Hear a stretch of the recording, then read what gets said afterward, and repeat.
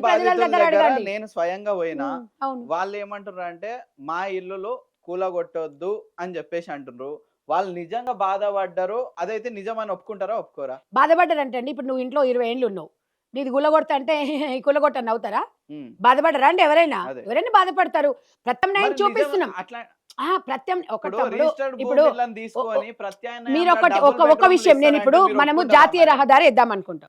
జాతీయ రహదారి ఇప్పుడు అప్పటికున్న పాపులేషన్‌కి, ఇప్పటికున్న పాపులేషన్‌కి. జాతీయ రహదారి పైకెళ్ళేస్తారా? కింద నుంచేస్తారా? నీ భూమిలో నుంచి ఏస్తాం. అది తప్పదు. ఇప్పుడు అహా! వాళ్ళు చెప్పిన ప్లాన్ వాళ్ళ ఒకటి ప్లాన్ చెప్తాను మేడం. కాదండి. మేము కూడా వాళ్ళేంటంటే ఈరోజు పిల్లర్స్ ఏసి ప్రజలను దృష్టిలో పెట్టుకొని అహా! కనీసం అక్కడ కనీసము ఒక పక్షి కూడా బతకలేని ప్లేస్ అది.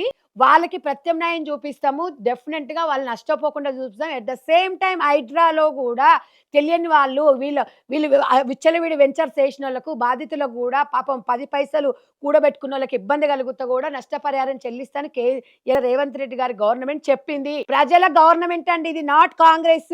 ప్రజల గవర్నమెంట్ ఇదొక్కటే